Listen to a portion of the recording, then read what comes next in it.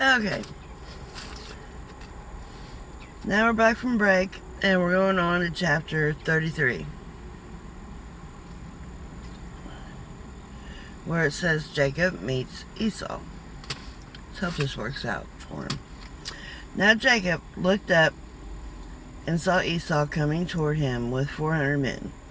So he divided the children among Leah, Rachel, and the 2 slave women.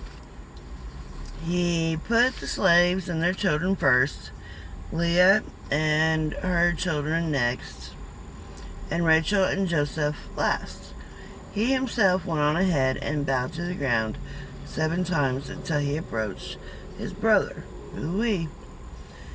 But Esau ran to meet him, hugged him, and threw his arms around him and kissed him. Wow! Then they wept. Aww. Now that's sweet. You have to admit that. When Esau looked up and saw the women and children, my bad, he asked, "Who are these with you?" He answered, "The children God graciously has given your servant." Then the slaves and their children approached him and bowed down. Leah and her children also approached and bowed down. And then Joseph and Rachel approached and bowed down. So they all bowed down. And then Esau said, "What do you mean by this whole procession I met?" "To find favor with you, my lord," he answered. "I have enough, my brother," Esau replied. "Keep what you have." But Jacob said, "No, please. If I have found favor with you, take this gift from me.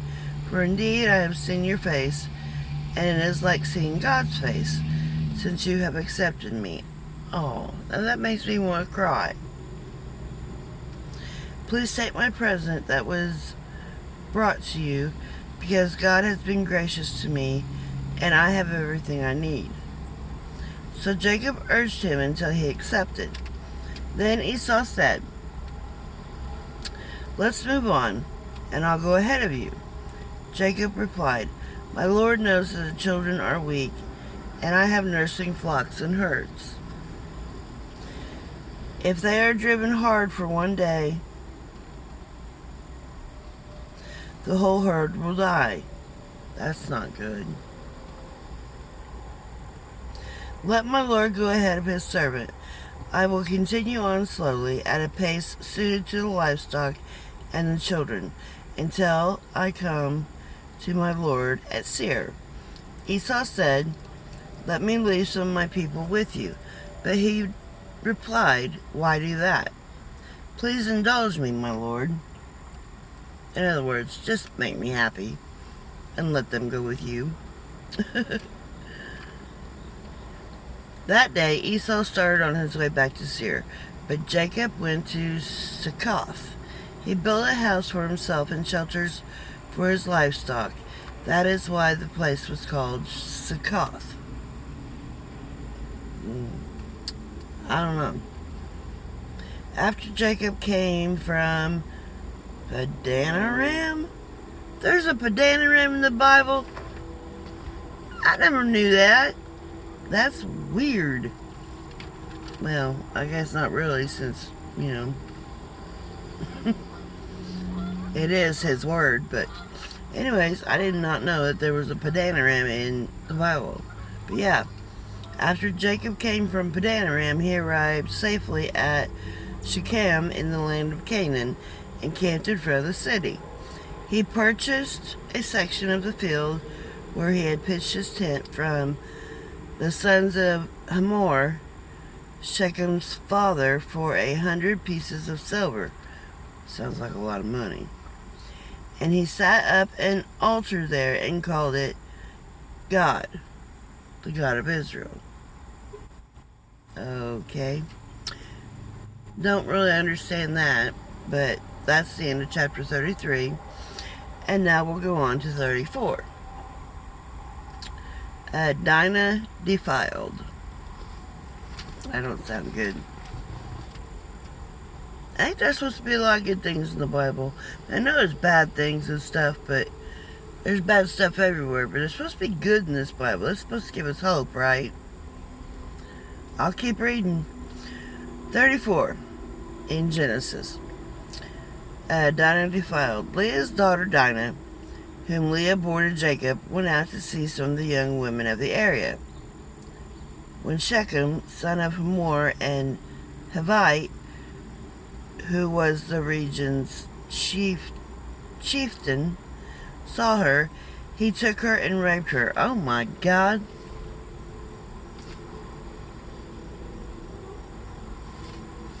Okay. He took her and raped her.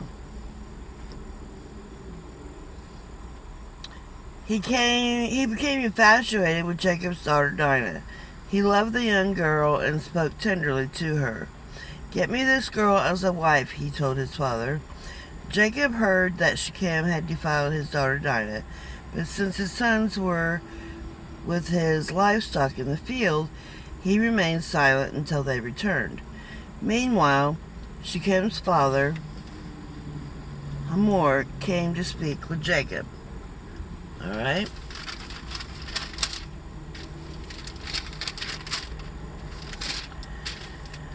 Jacob's sons returned from the field when they heard about the incident and were deeply grieved and very angry. He was very angry with him. I would be too. Wouldn't you? For Shechem has committed an outrage against Israel by raping Jacob's daughter. Oh yeah. And such a thing should not be done. You bet your ass it shouldn't.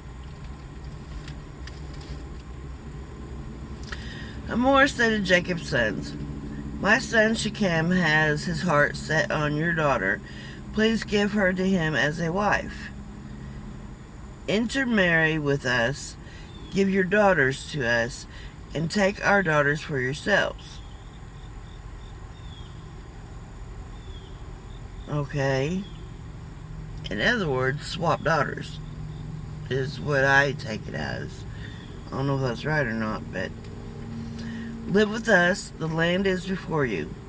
Settle here, move about, and acquire property in it. Then Shechem said to Dinah's fathers and brothers, "Grant me this favor, and I'll give you whatever you say. Demand of me a high compensation and gift. I'll give you whatever you ask me. Just give me the girl to be my wife." He really wanted her as a wife. Why, so he could rape her too? But Jacob's sons answered Shechem and his father Hamor deceitfully, because he had defiled their sister Dinah. "We cannot do this thing," they said to him. "Giving our sister to an uncircumcised man is a disgrace to us." Yeah, plus he raped your other sister. "We will agree with you only on this condition.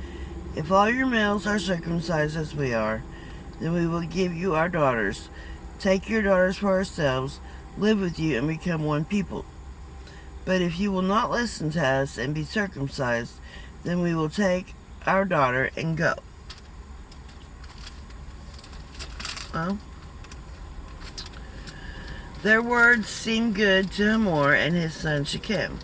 The young man did not delay doing this because he was delighted with Jacob's daughter. Now he was the most important in all his father's family. So Hamor and his son Shechem went to the gate of their city and spoke to the men of their city. "These men are peaceful toward us," they said. "Let them live in our land and move about in it, for indeed the region is large enough for them. Let us take their daughters as our wives and give our daughters to them. But the men will agree to live with us and be one people only on this condition.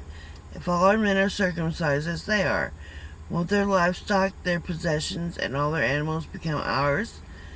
Only let us agree with them, and they will live with us." All the men who had come to the city gates listened to Hamor and his son Shechem. To all those men, they were all circumcised. On the third day, when they won't be doing anything for a minute, huh? On the third day, when they were still in pain, of course, the two of Jacob's sons, Simon and Levi, Dinah's brothers, took their swords, went into the unsuspecting city, and killed every male. They killed Hamor and his son Shechem with their swords, took Dinah from Shechem's house, and went away. Jacob's sons